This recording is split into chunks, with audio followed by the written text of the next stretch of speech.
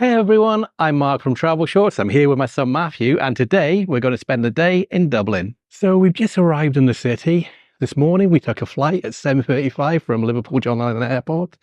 We then got the Dublin Express coach all the way into the city centre, and now we're really hungry, so we're walking around and we're going to find somewhere to get some breakfast.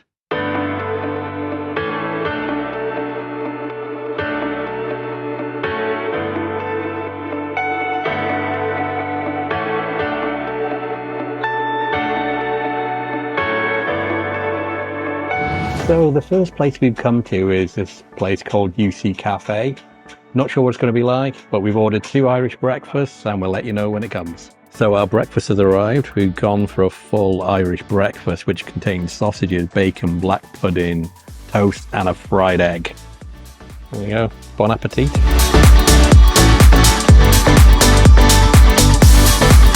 Never tried black pudding. You've never tried black pudding before? No. Oh, well, there you go. It tastes okay. Still hot. Looks a bit hot, yeah. Okay. Good.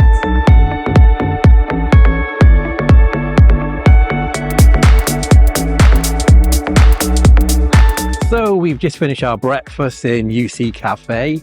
It tasted reasonably nice, but it did seem like he might have microwaved a couple of the items, the sausages and the bacon, if I'm honest. And it didn't come with any beans, which I thought the full Irish breakfast, I just realised now, we had no beans. I thought full Irish breakfasts come with beans. Anyway, we're going to do our first attraction for the day. And can you guess what it is? Yeah, that's right. The #1 attraction to do when you're in Dublin, the Guinness Storehouse. So we booked our ticket today for the Guinness Storehouse via Get Your Guide. In fact, a couple of things I've done today, I booked via Get Your Guide. So the Dublin Express coach, the Guinness Storehouse, and later today we're going to EPIC, the Immigration Museum. Again, that was booked with Get Your Guide. Well, we're here at the Guinness Storehouse. So I'll leave a link in the description below where you can see where I've got my tickets from. Just click on that, you go to the Get Your Guide website and get the same tickets that I've got for today. And just want to point out, I'm not sponsored by Get Your Guide in this video.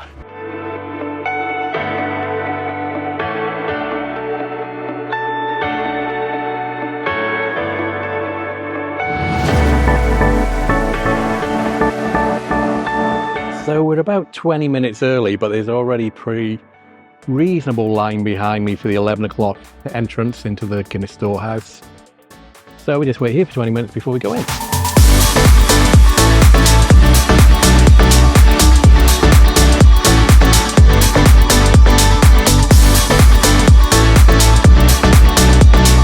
So as part of the tour, we get a free drink upstairs. There's my drink voucher. Unfortunately, Matthew won't get a free Guinness. Oh yeah. I'm glad.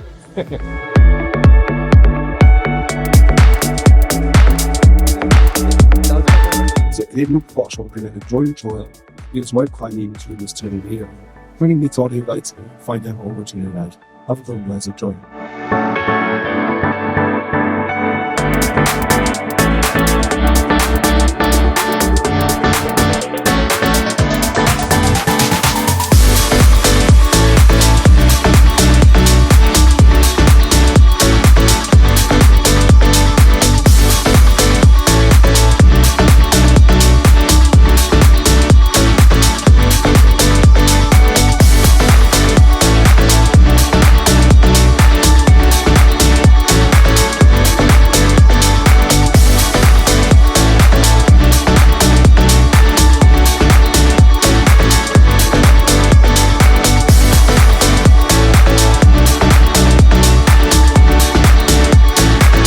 We've just come in and the first thing we've learned is Guinness uses just 4 ingredients: barley, hops, water and yeast.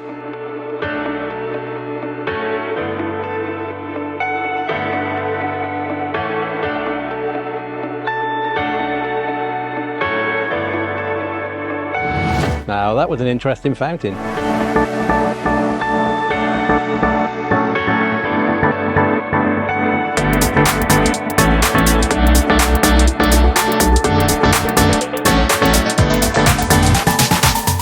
Guinness was founded by Arthur Guinness in 1759, and they've been using the same strain of yeast, we've just found out, since 1903. And 30% of all the yeast is of unknown origin, so they don't know where it comes from and what strain of yeast it is. Bit fascinating. There's also a 9,000 year lease on the building, so this building's going to be here forever, basically.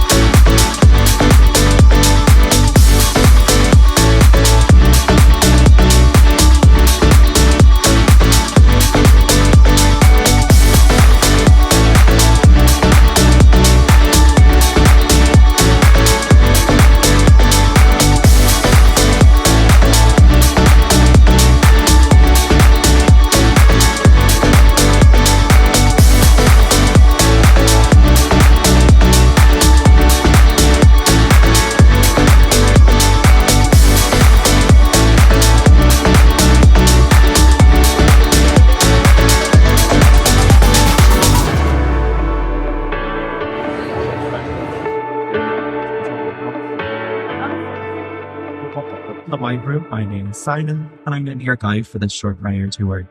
I'm going to start over here on my left with malted brandy. Malted brandy is the source of all sugars in beer, and it gives beer its sweetness. And many people say that this one smells quite like biscuits, breakfast cereals, or even Maltesers. Now over here, the pub closest to the door that you guys came in through, this is our hops pod. So you guys probably saw downstairs in the ingredients section the tall, very like hot plants, but these give us its lovely dry finish, and they have quite a fruity or floral aroma. Now finally, over here we have the star of the show, the fan favourite of the pod, roasted barley.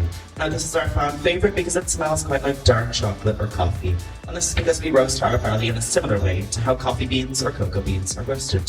So all of these ingredients come together to make the perfect pint of Guinness, no matter how big or in today's case. How cute and adorably small. Isn't that just adorable? I think that deserves a big. Finally, we have a second tasting room where my colleague will take you through a guided tasting experience. So I'd ask you guys to please do not drink your samples in this room. You're going to come up to the bar, grab a sample of Guinness, and then head either side of the bar into the next room with your sample for your guided tasting. So come on up, collect your sample, and head into that next room for your glamour.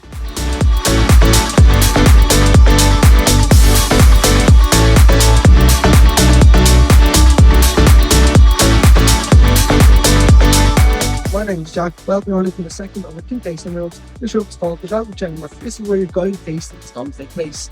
So you guys, I'm going to take you through a technique called the retronasal technique. What we're first going to do is take the Guinness up to our nose, taking each and every aroma from that rock aroma. The most prominent aroma is usually the roasted barley. So the first night to drink Guinness is you never sip Guinness. As when you sip Guinness, all you're going to taste is that white nitrogen foam on the very top. As very bitter. It is not there for taste, it is there for texture. So generous mouthful of Guinness while breathing through your nose. Let the Guinness coat your palate for about 3 to 4 seconds. And you swallow and exhale. So you guys, before we drink, we always say a word here in Ireland to cheers to good health. Does anybody know what that word is? Sláinte, exactly. It translates to cheers to good health. So on 3, we're all going to raise a glass and say sláinte and drink our Guinness. So 1, 2, 3, sláinte. Down you go.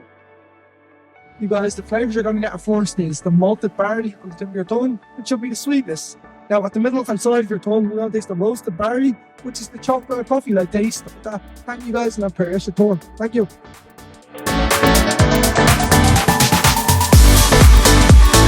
So that was the tasting experience. I've learned something new.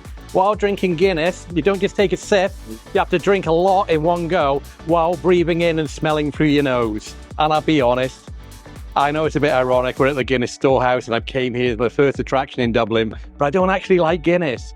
I'll be honest, I don't even really like alcohol very much. I drink it occasionally, but I'm not a fan. But in the Guinness Storehouse, and they're giving you free samples, you're obviously going to try some. Although Matthew couldn't, obviously, because he's only 13.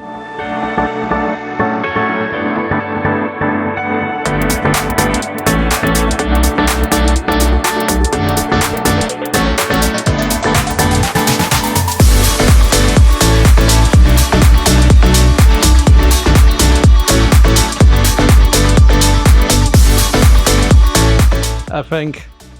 Got a new shirt for Matthew. I think that'll suit you, innit? I can tell by his face, he loves it.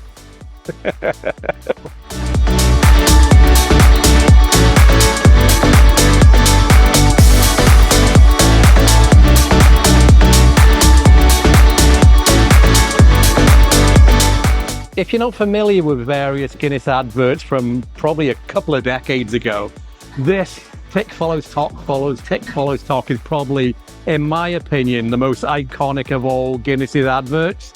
It was a blind surfer just waiting for that perfect wave before riding the surf back to the shore. And while he was riding, first of all, it was all filmed in black and white, and a really deep black as well, like the black of Guinness. And as he's surfing back to the shore, there's horses in the waves following him when the waves are crashing.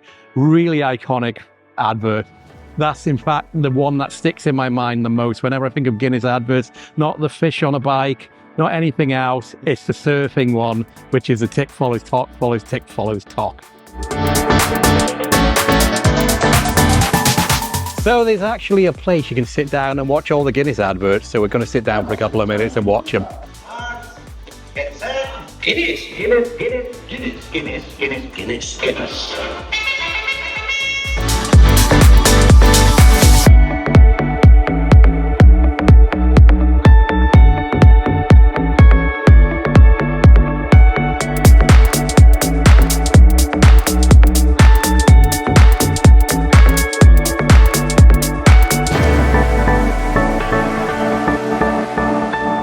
So that was the section of all the advertising over with, historical adverts and ad campaigns. I've worked in marketing communications my whole professional life, so adverts and marketing and all that kind of things I quite enjoy. Anyway, we're now on the 4th floor. We are the Guinness Academy Connoisseur Experience. Let's see what's up here.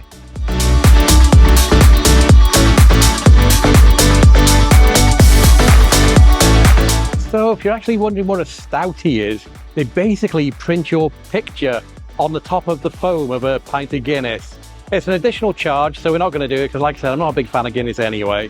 And at the end of this experience, I get a free pint of Guinness as part of the whole attraction ticket. Matthew doesn't, he gets just a soft drink.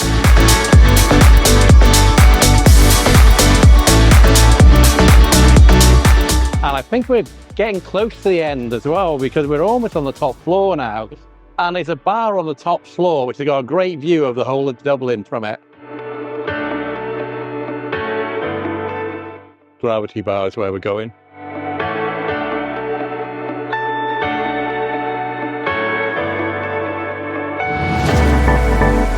Yeah, not busy at all. Oh yeah, can I get one Guinness and can I have a soft drink for him, a Coke please? Pepsi or Pepsi Max? Pepsi please.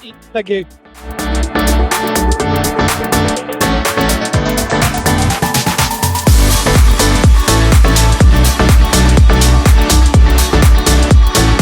So we've come to the very top floor here at the Gravity Bar. I've got myself a free pint of Guinness. Matthew's got a drink of Pepsi. It's absolutely packed up here. We had to wait a few minutes to then pounce on this table where we are here. But you ready for this? This is the view that we've got. So there's a 360-degree view of the whole of Dublin below us. All the way around, and it's a great day today. It's still pretty cool, it's about 16 degrees, but the sun's out, it's a blue sky. There's a little challenge when you're drinking Guinness. Without looking, you've got to drink all the way to the middle of the G. So let's see if I can do it, shall I? And I'm going to use a technique I just learned about breathing in through your nose while drinking to savour the flavour. Like I said, I'm not a big fan of Guinness, so probably not going to be that enjoyable.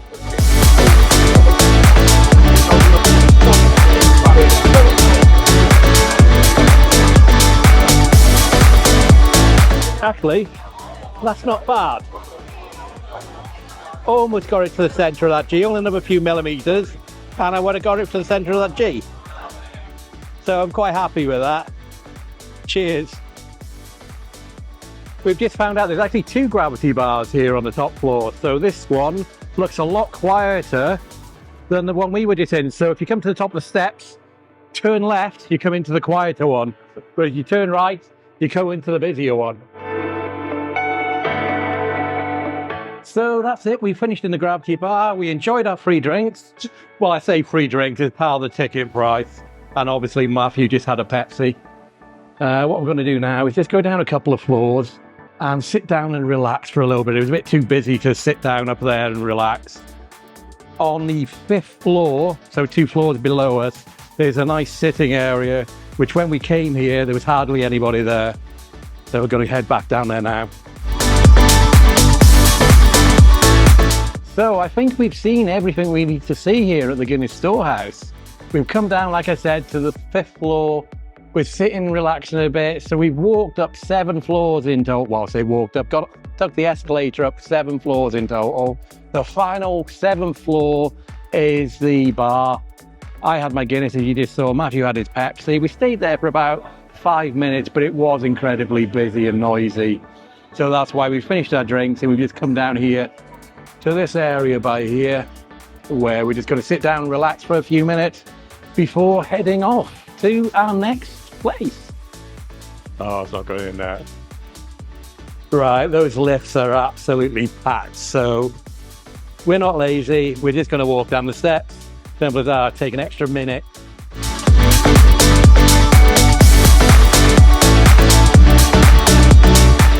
So we'll just check out the store to see what's here. Obviously, it's all going to be Guinness branded. Do you want a souvenir? No. No. There you go. You can have the fish. €2 each.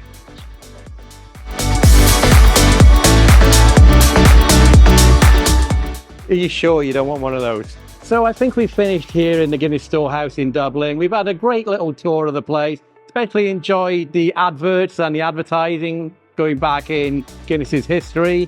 But everything comes to an end, so we're about to leave.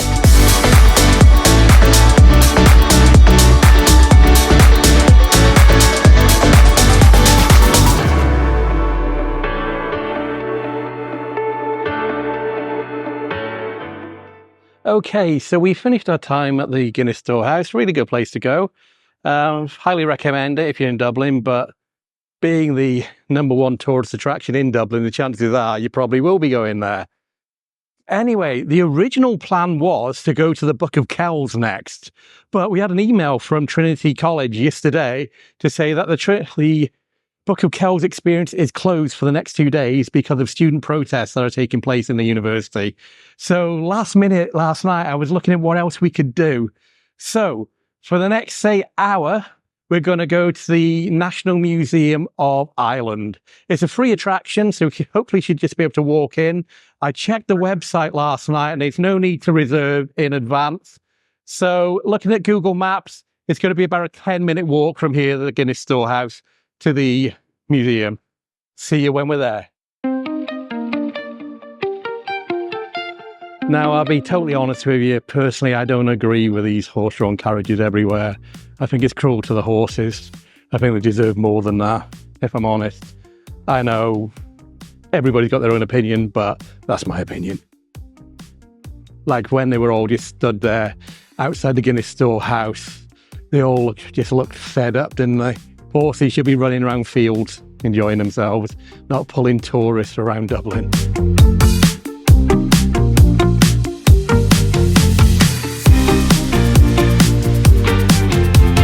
So we've just arrived at the National Museum of Ireland. It looks like this section is called the Decorative Arts and History section. We've got an hour before we do our walking tour, which we arranged through Guru Walks. So we're going to go in and take a look around. And I think I mentioned it earlier, but this is totally free of charge as well. There's no need to reserve online beforehand. So hopefully we're just going to turn up and walk in.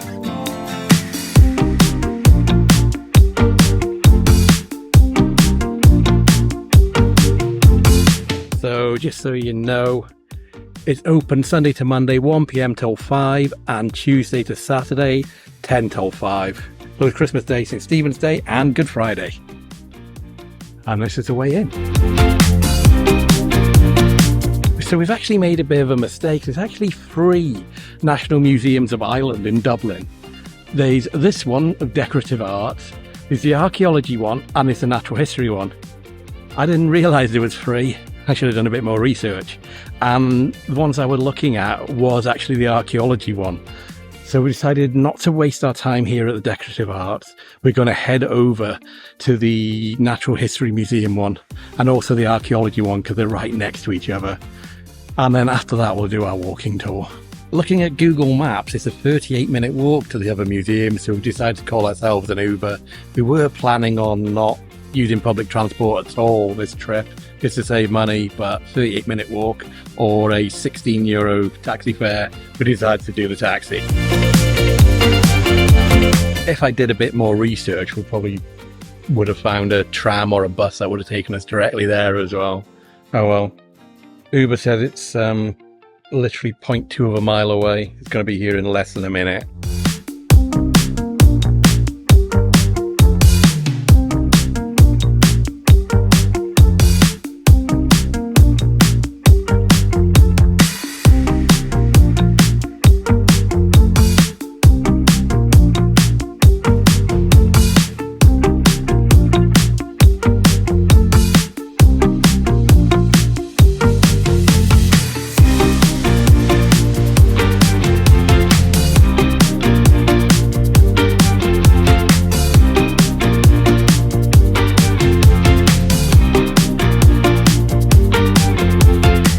So on the way to the National Museum of Ireland, we saw the National Gallery of Ireland, which is right here. So we decided to spend about 20 minutes, 30 minutes in there?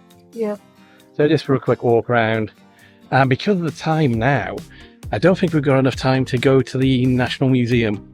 So what we're going to do is head towards the meeting point of our walking tour.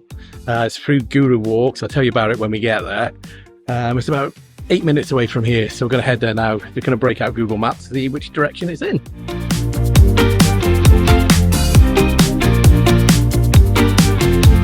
So as we were walking to our walking tour, we started to walk past the Natural History Museum, so we're just going to go in for 10 minutes, have a really quick round, and then carry on to our walking tour.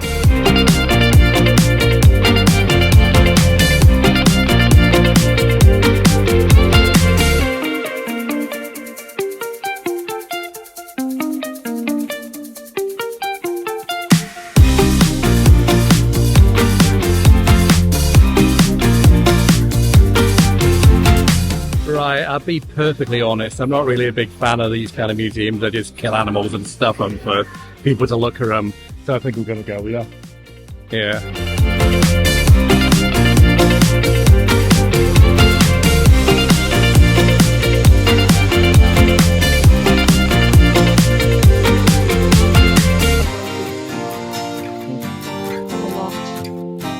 So like I said, we're here to do a Guru Walk tour around Dublin. If you're not familiar with Guru Walk, I've actually used them around Europe many, many times. So if you're a regular subscriber to the channel, you'll see that me and Matthew and Holly, my daughter, who's usually on these trips with us, do free walking tours around Europe. So the purpose of Guru Walks is it's a free walking tour. There's a huge network of registered guides throughout the world, and you basically just pay whatever you want at the end. So it's just a tip to the guide. So today's trip, in theory, could be free of charge, but we'll obviously give a tip, usually about €10 each. So we'll tip €20 at the end of the day. I've left a link to actually book this tour down below in the description. So if you're interested in this tour, if you're thinking about coming to Dublin, just click on that link and I'll take you to this exact tour we're about to do shortly. Can everyone hear me? Yeah. Can everyone understand me? Yeah. That's perfect. Very important on the tour. So my name is Killian. Nice to meet you all. You're all very welcome here on the tour today. We're going to do quite a lot of walking. We will walk about 3 kilometers and I will show you things and give you recommendations of things to do during your trip here. I'm a big history nerd. That's my thing. I love history. And I sometimes meet another history nerd and we're like, oh my God, this is so interesting. And everyone else is like, awesome, deadly. Questions are very good on this tour. I like questions. Don't be afraid to ask questions or to even just make a comment. Maybe you just have a comment you'd like to make. So this statue is of a man and his name is Theobald Wolftoe. I think we can all agree that's a very badass name. Theobald Wolftoe. Great name. for a great man. Tried to bring the Catholics and Protestants together into a group of equal status, because Catholics in the 1700s can't vote, can't own land, cannot hold public office, are not allowed to have any kind of power or aggregate wealth. They can't have money. They're not allowed to start a business. They are not allowed to have any kind of weapon, not even a butter knife. They are not even allowed to own horses. Yeah, completely subjugated second-class citizens. And the Protestants are the elites, the aristocrats, landowners, merchant class. So the rich, powerful, the poor, haves, have-nots. That's what they are. And he said, no, that's crap. I don't like this. I'm going to bring them together to one group called the United Irishmen, and they will have equal status. So he realized the only way for this to happen, Ireland must break away from the British Empire. We have to become one of the crazy new republics that people were talking about. And we were very inspired by the Americans. In 1776, they broke away from the British Empire. But even better, 1789, the French Revolution. Where's my French? Yeah. Very impressive. Didn't just break away from the monarchs. They killed them. Yeah, guillotine style. Very nice. Disaster. 20,000 Irish people were killed, and he was captured. And the price of an insurrection is death. So it failed. Yeah, 1798. As you can see, yeah, didn't go so well. It's the year he died. But it wasn't for nothing. It wasn't a waste of time, because I had huge changes in Ireland and across all of Europe. Things start to change after this guy a little bit. Bad things still happen, but some better things start to begin. The period after his death, we call that in history the Enlightenment, the 1800s. Anything that you could potentially attribute as positive from colonialization comes after that period. And he is a huge part of that.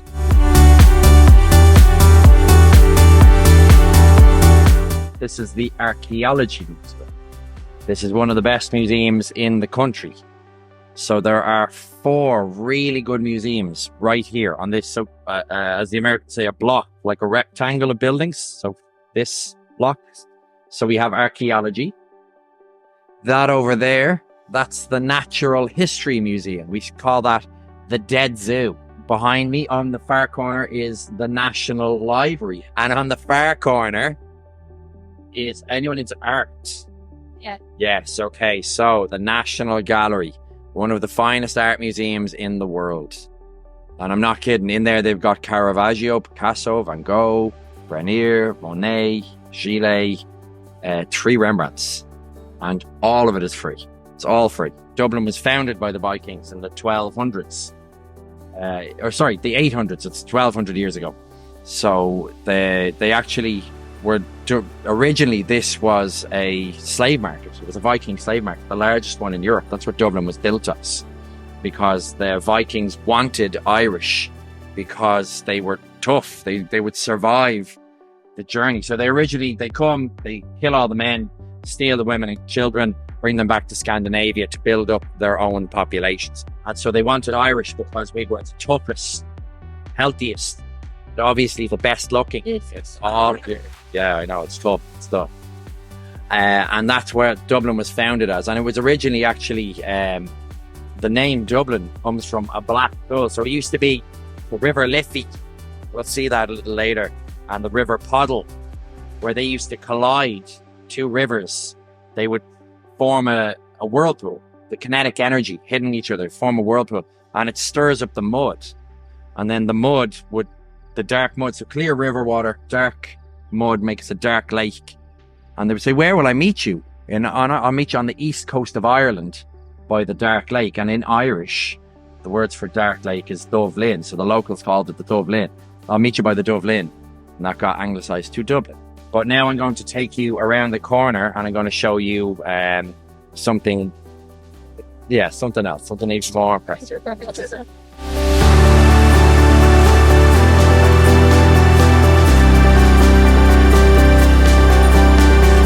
So this is the National Library. This is the entrance. The art exhibit is in there. That's the entrance over there, by the way, to the archaeology. So my two picks, my number ones are archaeology and National Gallery. They are really like world class. And then of course there are other museums around, and in the center of all of that, that building there, that is called Leinster House. Yeah, Leinster House. And that is where they manufacture hope. That is where the government meet. It's where Parliament is held. That is where my political leaders, with their infinite genius, wisdom, that is where they build a better Ireland for everyone. Yeah, they're okay. They're not so bad. They are arguably the most successful political party in modern history, maybe the history of the world. That's a pretty big statement to make, yeah. And I'll do it. And by what metric, by what measurement? Economics. That's where we all have different views about the world and how it should work. Where we all usually meet in the middle is money. You know, that's usually where we all like money. Money's awesome. They brought Ireland from one of the poorest countries in the Northern Hemisphere in the 80s to one of the richest countries in the world today. But by any measurement, our economy was the fastest growing economy in the world every year for 10 years straight, from the late 80s to early 90s. But they were right. So they invested in a knowledge-based economy, and we have one of the highest standards of education in the world. So all the corporations of the world said, wait, whoa, let's get this straight. So Ireland, you're one of the highest standards of education. You've got PhDs in astrophysics, economics, biochemistry, computer science, aeronautical engineering. But you're poor. You're all poor. So you'll work for cheap. You'll work for less than a tenth of your North American competitors, less than a fifth of your European competitors, particularly France, Germany, also advanced economies. But on top of all of that, you were a nationalised. You're only new to the free market. So we don't really have any competitors. We come in and take over, and your government is clearly willing to work with us. And on top of all of that, you're a tax haven. Where the hell do we sign up? And we had the fastest investment. Just every business came here.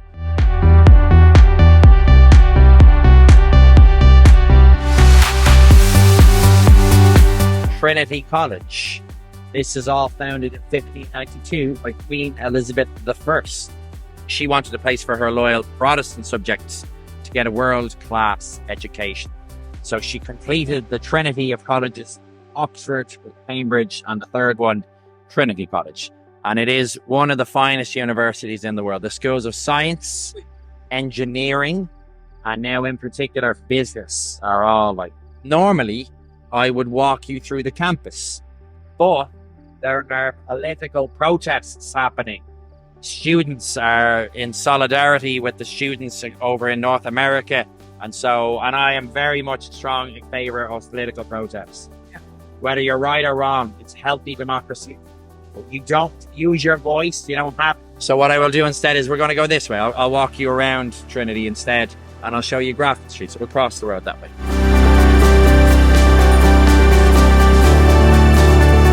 Grafton Street. And you can see the street name. See, they're always at Grafton Street. This is a great place to go shopping. If you want to go, the Lego. Who went to Lego already? Yeah, the Lego stores. There's some really good Disney store. There's a lot of fun stuff. If you are fabulously wealthy and you want to go to the super expensive place, you know, like Harrods in London, our version is Brown Thomas. Do you want to buy a coat for 10,000 euros? You can go there. I am currently saving up. Yeah, I want to buy a toothbrush in there any day now. I'm really excited about it. It's going to be amazing. But now I'm going to take us this way, and I'm going to show us a folk legend of Dublin called Molly Malone. Follow me this way.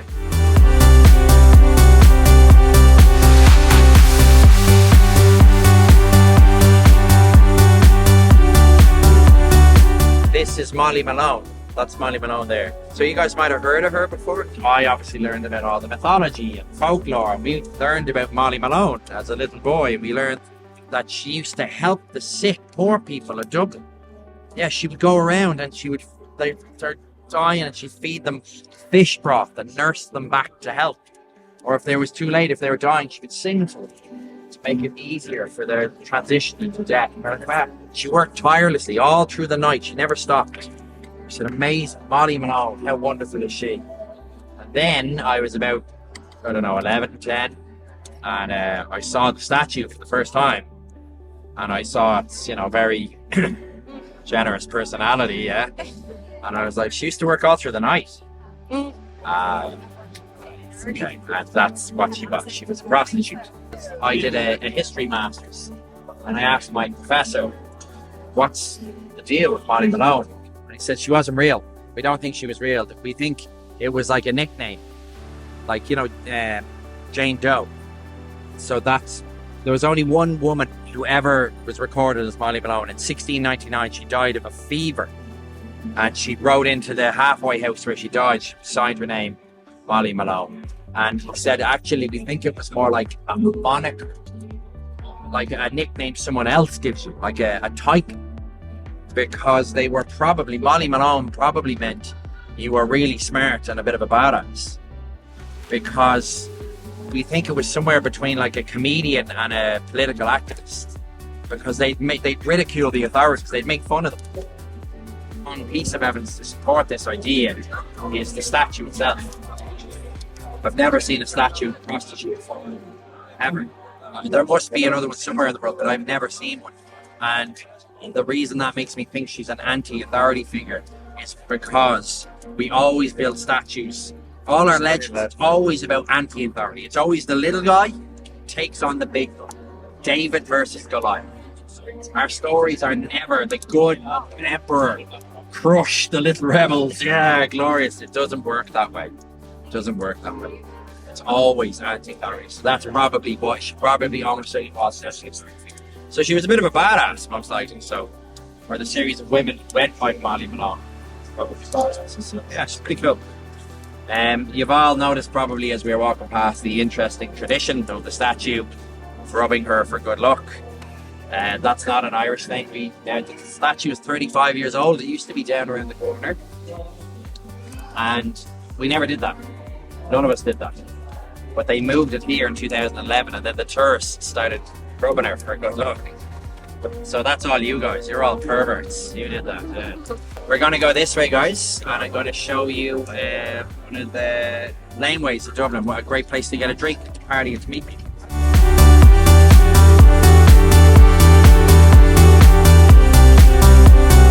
Alright guys, so this is Dame Lane.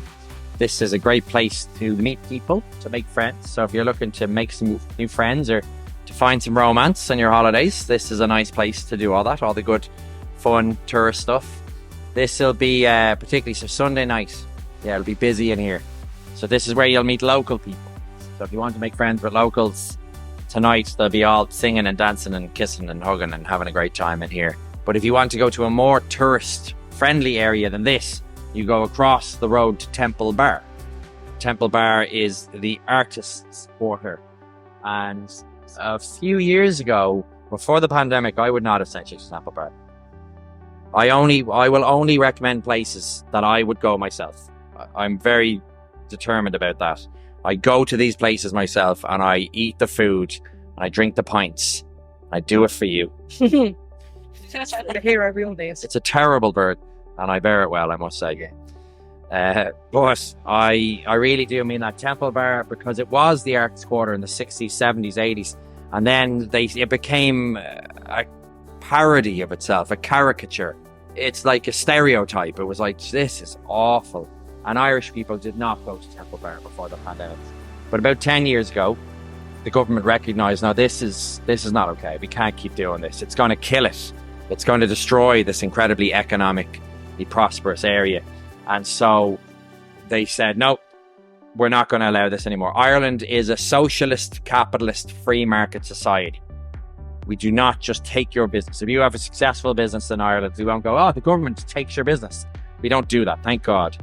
But we do deny the license or applications for new businesses. So if you want to, there have been a couple of entrepreneurs who want to do, the McShamrock diddly, da. They're like, no, business denied.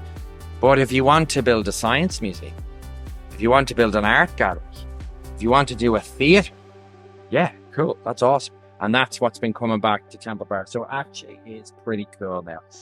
Very cool stuff to see in Temple Bar. And I would recommend to you, if you're going drinking, making friends, go to Temple Bar, have one drink. You know, I know a lot of Germans, Austrians, they don't enjoy the touristy style stuff. Go for one drink, check it out. Go people watching, see what you find.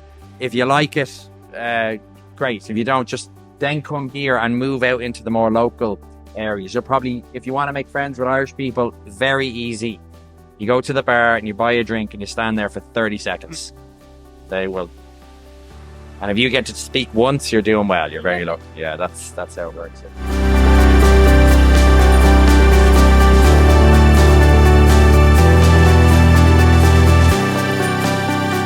So guys, this is what they read out. This is the proclamation. This is very much modeled on the American Declaration of Independence.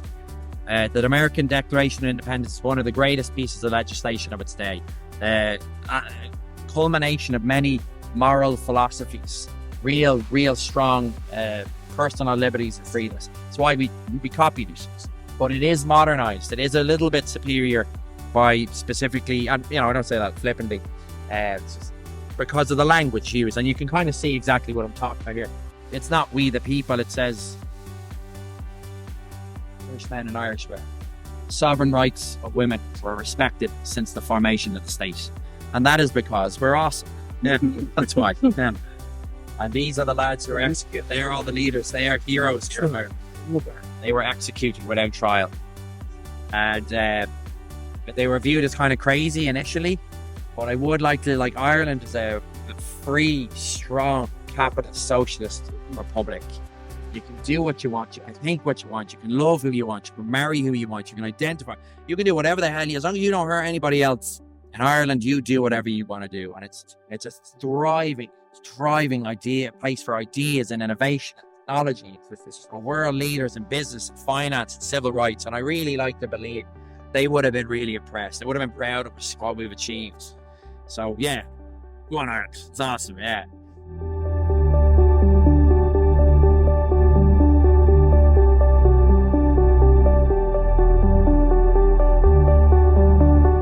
That's a really important building in our culture, particularly to older homosexual people, because that was home away from. That was a place back in the 80s they could take off the mask before they have to eventually. Because Ireland used to be run by the Catholic Church, and so they helped decide our laws. Because of that, it was illegal to be gay in Ireland until the year 1993. Yeah, it's crazy. It wasn't enforced, just so you don't think we're savages or anything like that. The 60s, swinging 60s, Britain legalizes homosexuality. It's not fully accepted, but it is openly tolerated.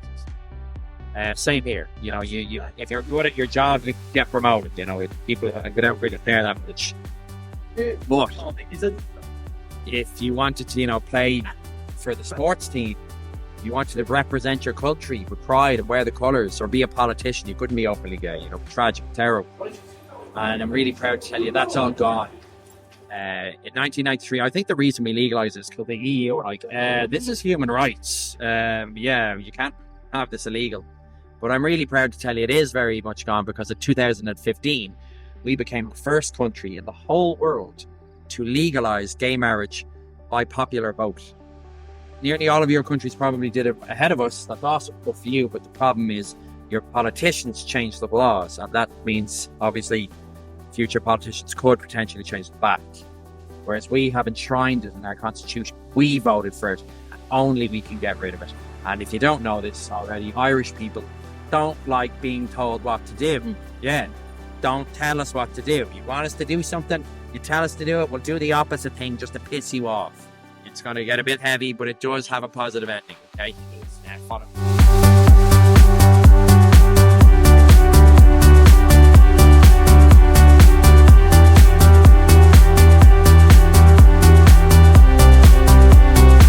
So that was our Guru Walks tour. Near the end, because he was getting very, very political, he asked me not to film because he had some I guess, personal opinions about Northern Ireland that he didn't want to be published on the internet anywhere. So I didn't film that bit, but we ended up here at Dublin Castle, which you can see behind me. As for the tour itself, it was a good tour. It showed quite a lot of the history of Dublin, quite a lot of political history, if I'm completely honest. I guess he was really into his politics. But really interesting all the same. If you are interested in going on that tour, I did leave a link in the description down below, so just click on that. You go to the Guru Walks website and you'll see that particular tour. Just click on it, you'll go there. Like I mentioned, it's a totally free tour. We did give him a tip of 20 euros at the end, which I think is fair. And I don't want to charge for just under 2-hour tour. Yeah, I saw other people giving $10. I saw other people giving 10 euros each, so that's, I think, about average. As I mentioned, we have done Guru Walks around Europe, so if you are interested in free walking tours, have a look on my channel. You can see some walking tours around Bath, York, Berlin, Vienna, and I think our personal favourite one is Rome. That's on there somewhere, so just have a look around, you'll see those.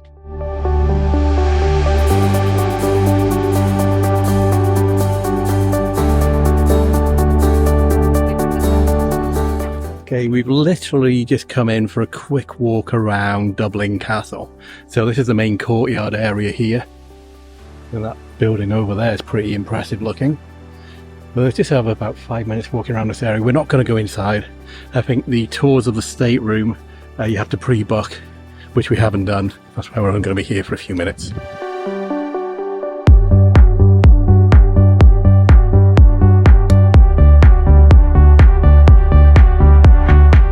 Right, I think what we're going to do now is go and get some ice cream. Yeah, we did pass a gelato store probably about 5 minutes walk from here, so we're going to try and remember which way it was and head there now.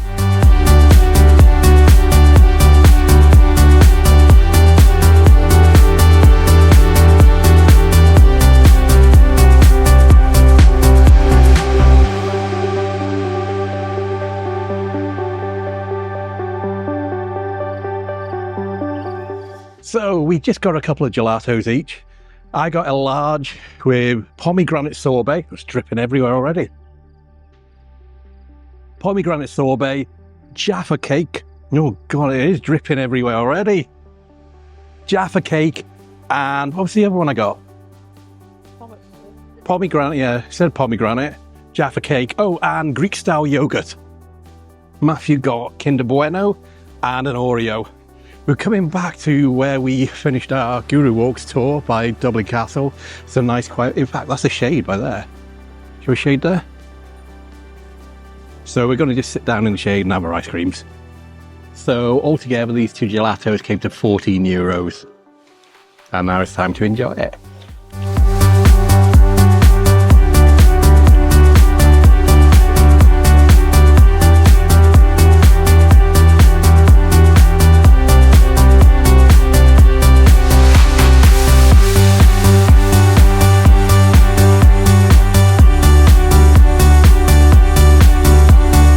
So we finished our ice creams and now we're going to walk to the Irish Emigration Museum.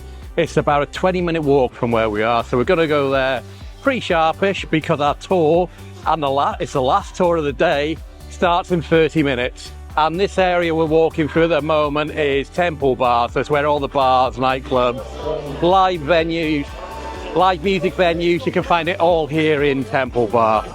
And we're going to go and walk next to the river.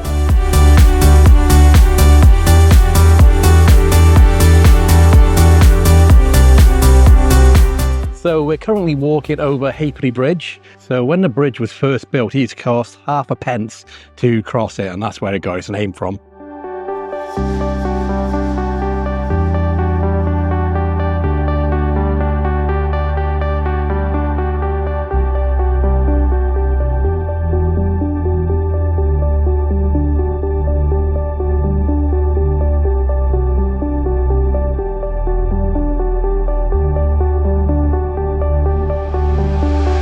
So that art installation that we just passed there is commemorate the people who died during the Great Famine, and it looks like it was installed by the Canadian government to thank the Irish immigrants who then emigrated to Canada.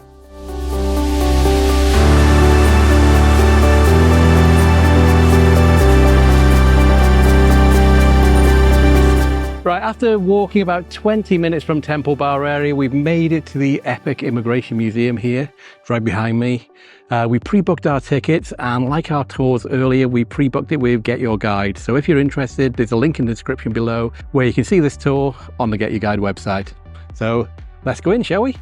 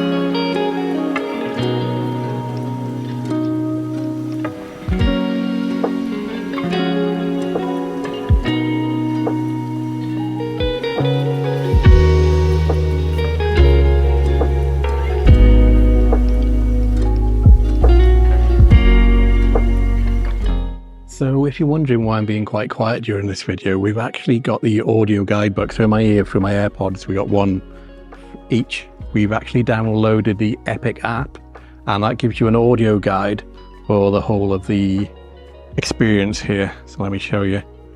So you can see here, so every room that you're in, you just press the number and it automatically starts the audiobook for what's around you.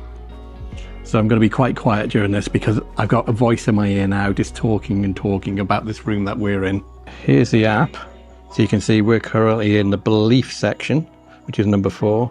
But it starts off right from the beginning, the departures, open island, leaving the island, arriving in the new world, etc. So we've just finished in here, which is room number 4, which is belief. So here, so now we're going to go into number 5 there. So as we go, I'm just going to press number 5. Stamp your passport. Yes, I've stamped my passport. Press play. And here we go.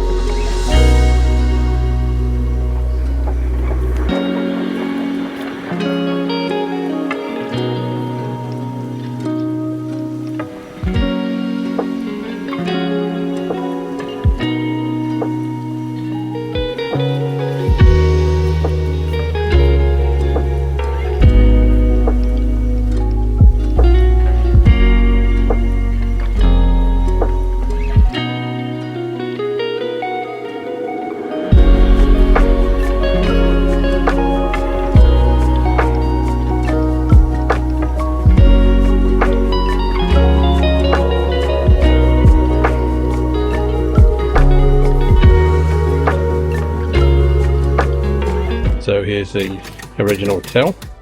Doesn't work anymore. And that would come out.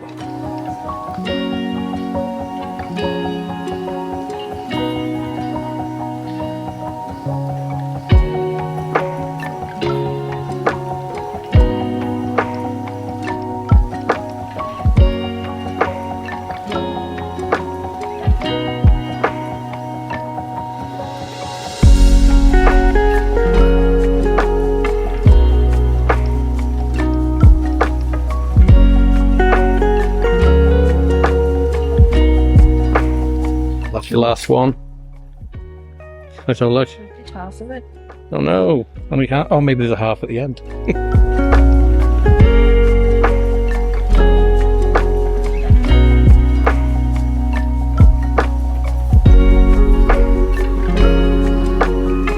So that's it. We finished the Epic Museum. All we've got to do now is go up the escalator, and we've finished. In total, that only took 45 minutes, but we didn't spend a lot of time reading every single plaque. So I think if you're really into this, then you could double the time we did, I reckon. We actually gave up on the audio guide about halfway through as well. And I'm pleased to say, we both completed our passport. So there's my completed Epic passport. Never to be seen again once it goes in our bags. Ready to go?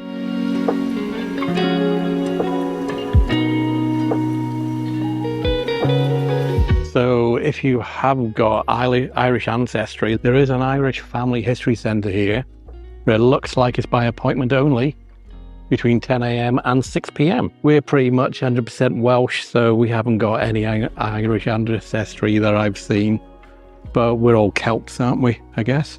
Well, we might not be. We might not be, but I reckon we are. There's red hair in our family, Yeah. so we're Celts.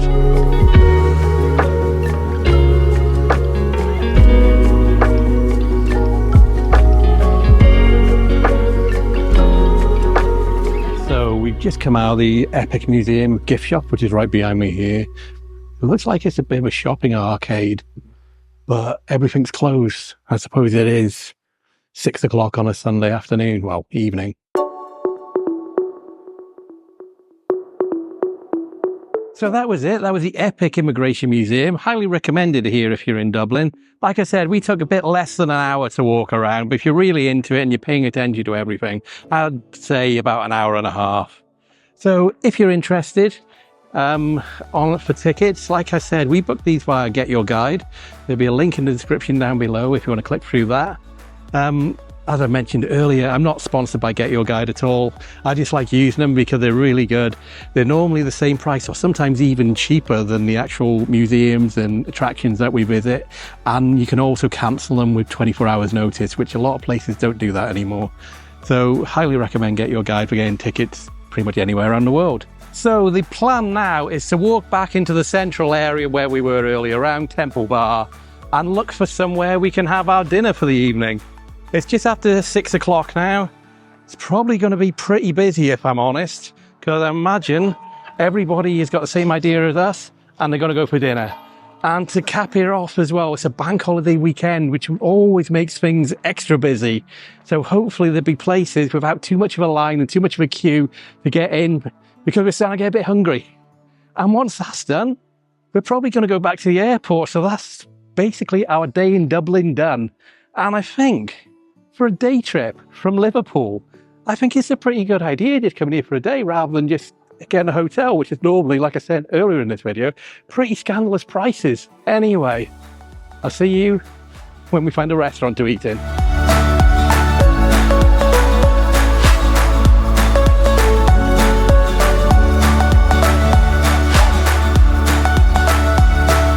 Okay, we've come into some civilization here. So we're going to keep our eyes out for somewhere we can eat.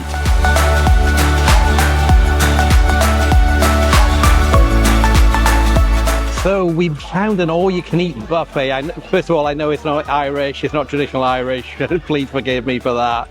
But it's an all-you-can-eat buffet called Wings World Cuisine. Apparently there's 150 different items we can choose from. We've just been up there for the first time. I've come back. I've got a mixture of mainly Chinese food, if I'm honest.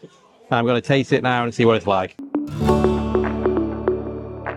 So on this first plate, I've got a mixture of beef and black bean sauce, some garlic fish, some chicken, some pork, and even some kebab meat, which I don't think I've ever seen in a buffet before. I'll be honest, it tastes exactly as you'd expect it to taste in one of these kind of buffets. Just lukewarm food, not really high quality. It's all quantity over quality in these kind of places. We paid 42 euros for the both of us, which I suppose is a reasonable price for a Sunday evening on a bank holiday weekend, or you can eat buffet. We didn't bother with soft drinks, we just got some water each. That's fine for us. So this is my second play. I've gone for some, well, kind of completely different. Some beef and lamb skewers, salt and pepper chicken, some beef in there, some prawns, some satay chicken, and even some sushi and noodles.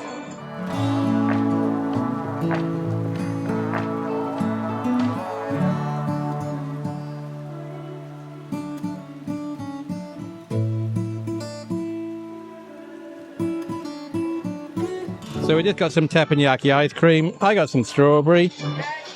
Matthew got some Nutella. I think this is going to be the last course. I got some more ice cream and a few little cakes. Right, so we finished in Wings World Cuisine. And if I'm honest, it wasn't very nice at all. Even though you know what you're going to expect from those kind of buffets, it was even less than you'd expect, if I'm honest. Anyway, plan is now we're going to try and see one more site.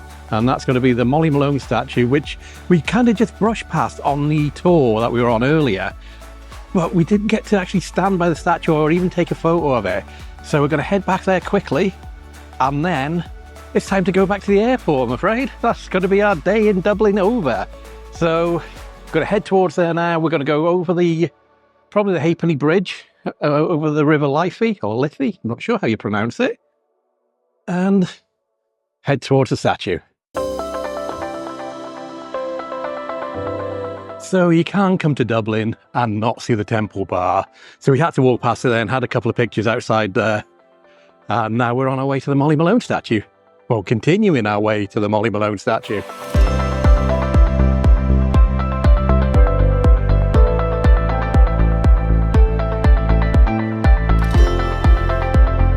So this is the Mary Maloney statue. She's famous for two reasons. I'm not going to say what they are.